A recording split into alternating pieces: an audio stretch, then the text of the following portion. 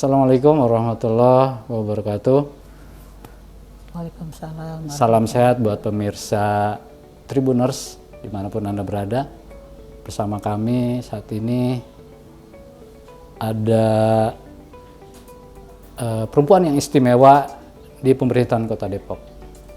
Beliau ini telah malang melintang di berbagai dinas, padahal gelar beliau itu adalah seorang dokter gigi. Keren nggak? Kita ngobrol dalam-dalam yuk. Beliau adalah Kepala BKPSDM Kota Depok, Dr. Gigi Novarita. Assalamualaikum Bu Dokter, apa Bu Novarita? Waalaikumsalam. Mana Bu, sehat Bu? Alhamdulillah baik. Nah, beliau ini dulu sempat di bidang perlindungan anak dan di berbagai bidang, dan sekarang mengembangkan ASN di Kota Depok. Benar nggak Bu ya? Tapi kalau nggak lihat wajah beliau gimana ya? Harus pemirsa Tribun News Depok mau lihat wajah Ibu gimana? Oh gitu. Dibuka ya? Iya. Oke deh, karena nggak banyak orang. Nah, ini pemirsa Tribun, beliau Dr. Gigi Novarita.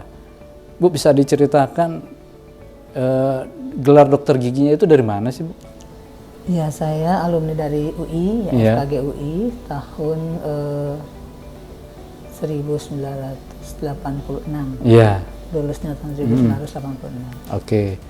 Terus emang cita-citanya jadi PNS atau memang dokter gigi? Kok kayaknya jauh gitu. Cita-citanya jadi dokter gigi ya, Oh, gitu. tapi kemudian untuk bisa berkiprah saya masuk di PNS. Kemudian langsung jadi dokter gigi di PNS atau gimana? Saya dokter gigi pertama diangkat di Puskesmas Nagrak ya. Oh, Nagrak tuh di mana? Puskesmas Nagrak itu di Sukabumi, Oh, Nagrak Sukabumi. Kabupaten Sukabumi. Iya, iya, iya. Saya di sana 3 tahun, kemudian pindah ke Kabupaten Bogor.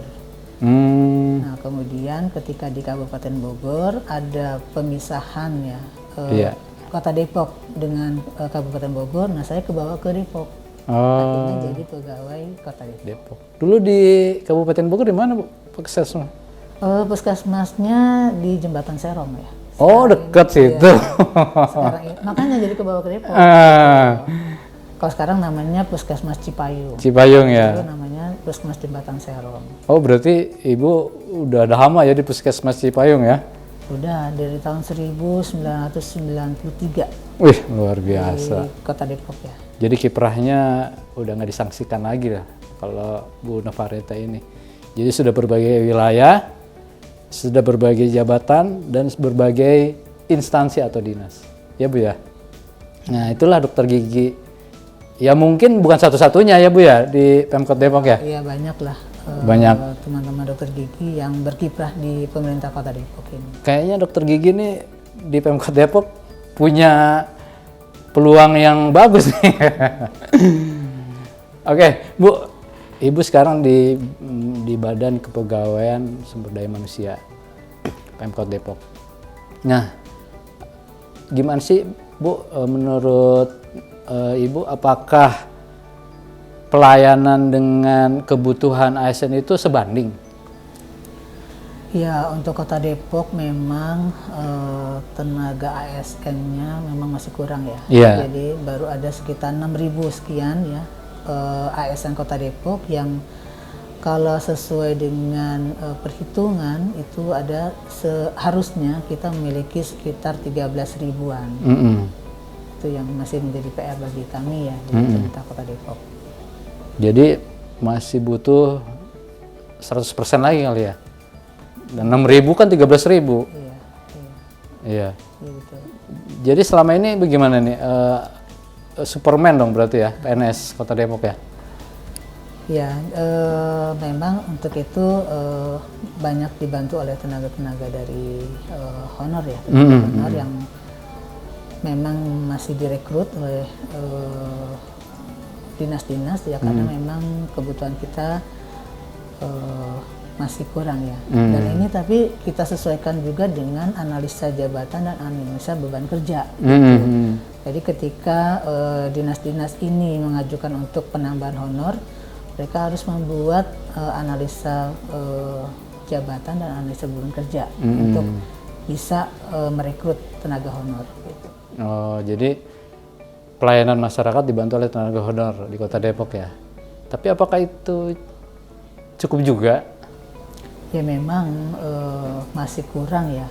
Tapi ya itulah harus pandai-pandai ya sebagai kepala unit untuk bisa memaksimalkan ya, mengoptimalkan tenaga yang ada.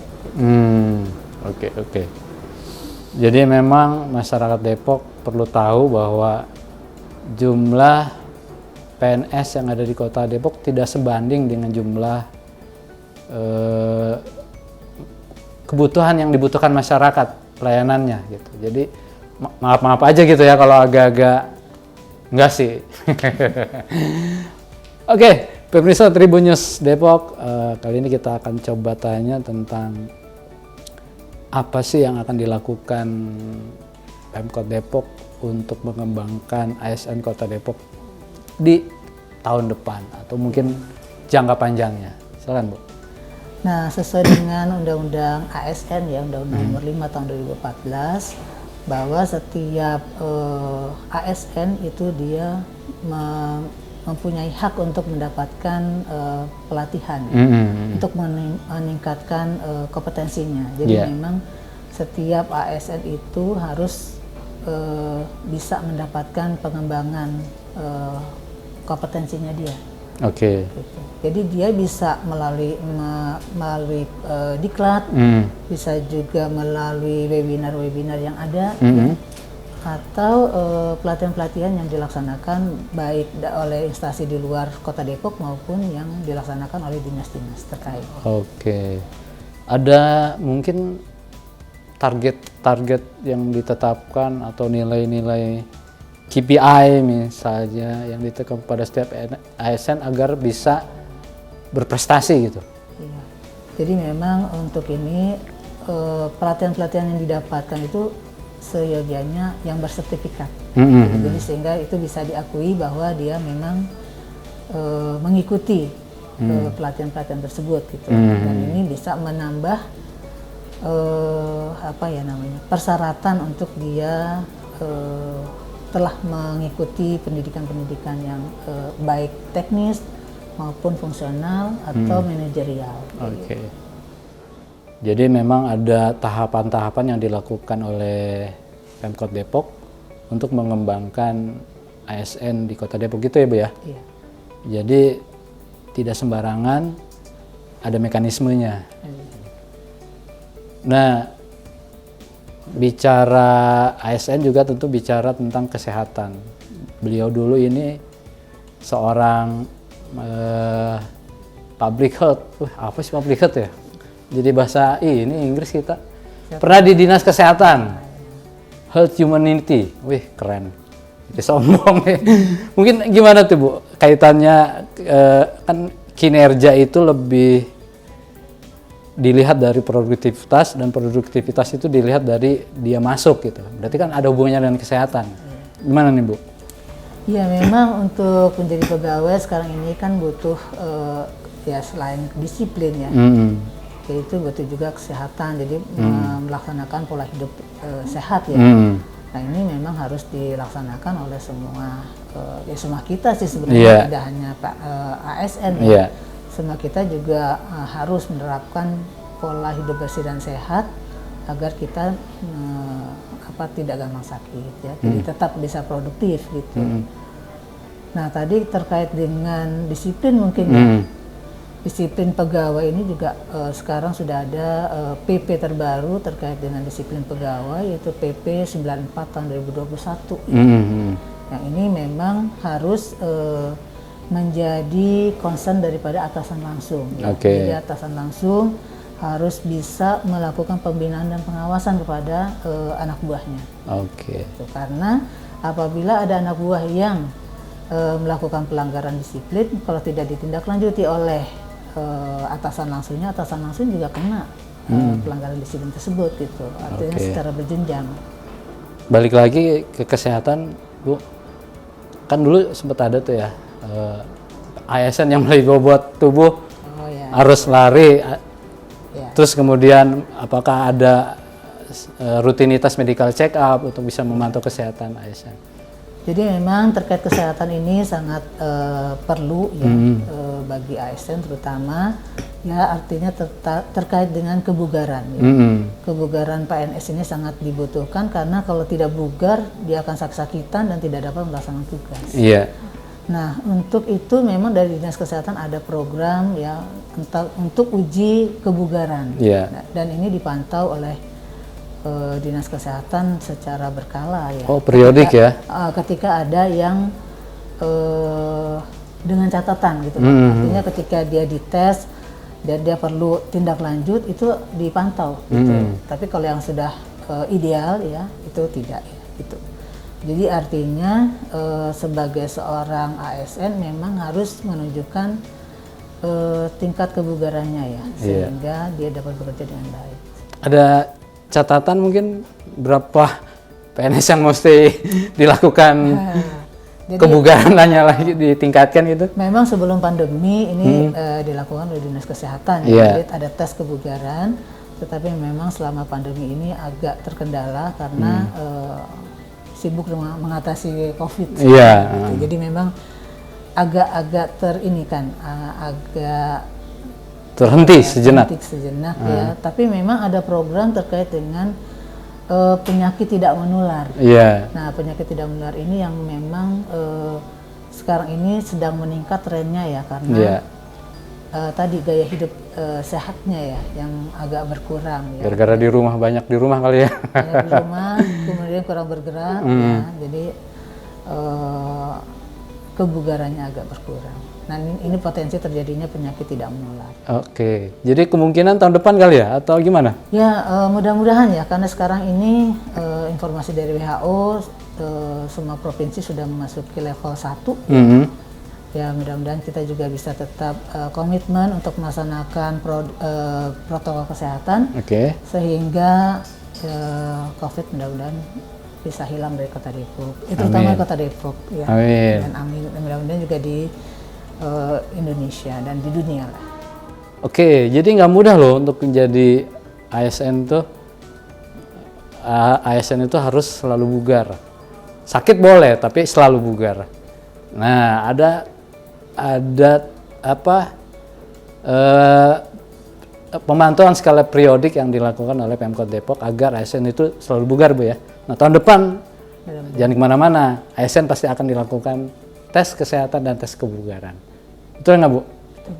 Oke. Nah, ini agak yang tren-tren sekarang nih.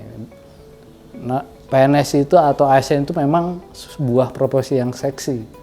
Banyak orang yang rela mengeluarkan uang banyak demi menjadi ASN. Ya nggak tanggung-tanggung, puluhan juta sampai ratusan juta loh. Bu, ini gimana nih Bu mengatasinya hal ini? Mungkin di Kota Depok, apakah hal ini pernah terjadi atau bagaimana? Ya, untuk menjadi PNS memang ini menjadi idola kayaknya ya. Apalagi di masa pandemi di mana orang-orang tenaga kerja banyak yang di PHK, tapi yang jadi PNS alhamdulillah enggak ya. Jadi artinya semua orang jadi berpikir, aduh enak banget jadi PNS ya. Nah, tapi untuk menjadi PNS itu tidak mudah. Ya, sekarang ini untuk menjadi PNS itu ada tesnya ya. Tesnya ya. Tes CPNS ini juga tidak mudah dan ini butuh kemampuan diri sendiri. Jadi tidak benar kalau misalnya ada orang yang bisa membantu untuk bisa menjadi CPNS. Gitu ya. Gak tuh, benar. Jadi nggak benar tuh.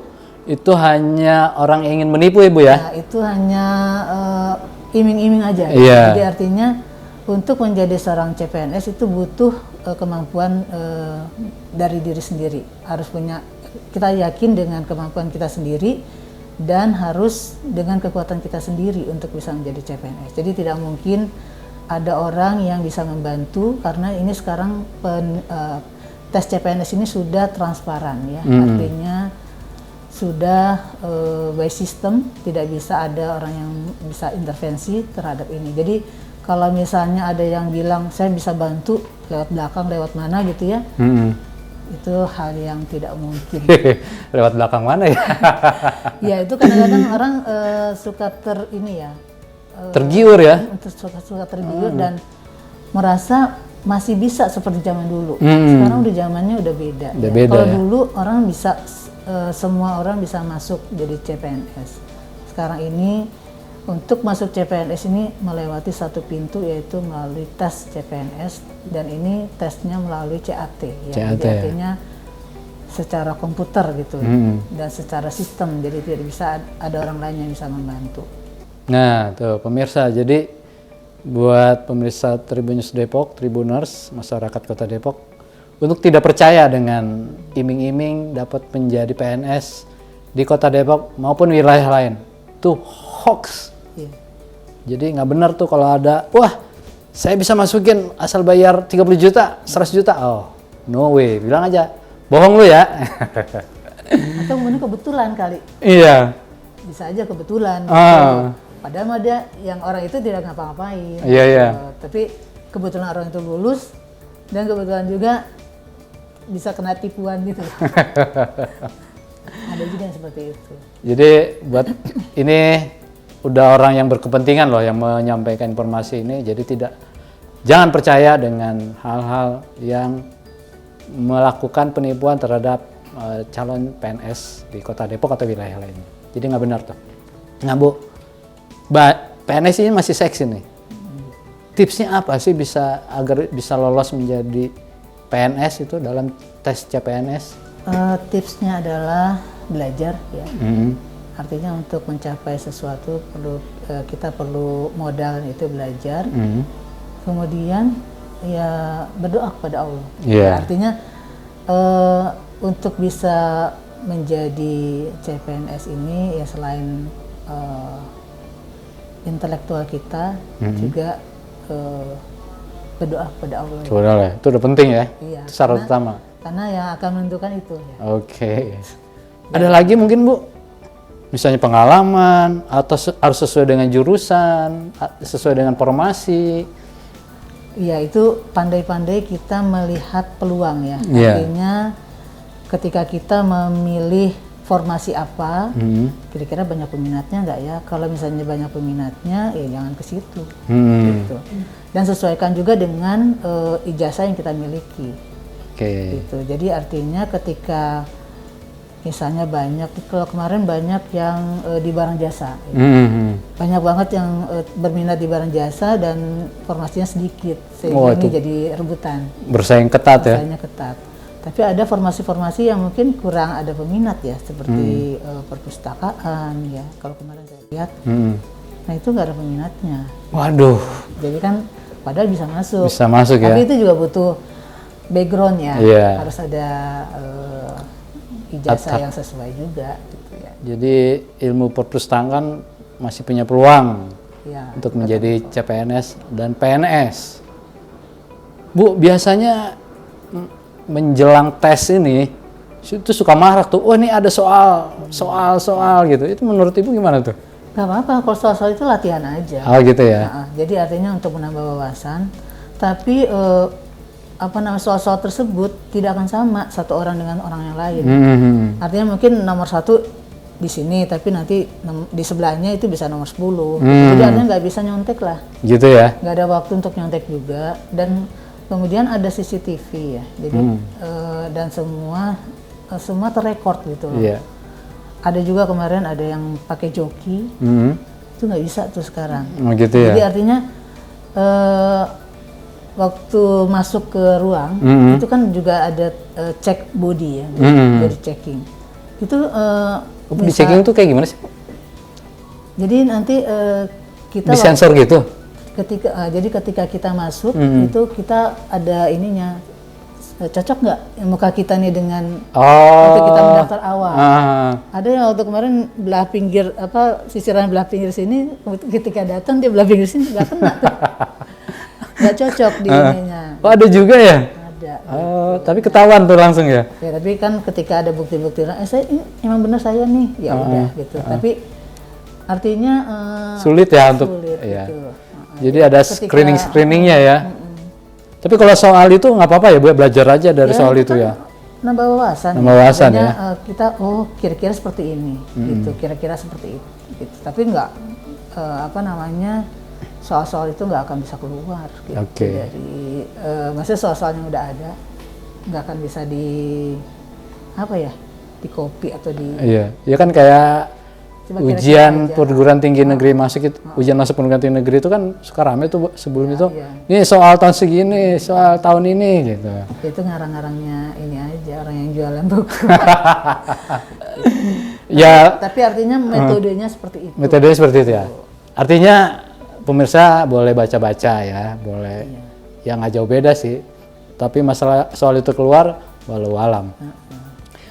Demikian pemirsa Tribun News Depok, Tribuners, wawancara kita bersama Dr. Gigi, perempuan hebat di Kota Depok, yang saat ini sedang fokus mengembangkan SDM ASN di Kota Depok. Sebelumnya beliau juga terlibat melandaikan kasus COVID di Kota Depok hingga menjadi level 2 sekarang. Betul ya Bu ya? Ya, sekarang di Kota Depok.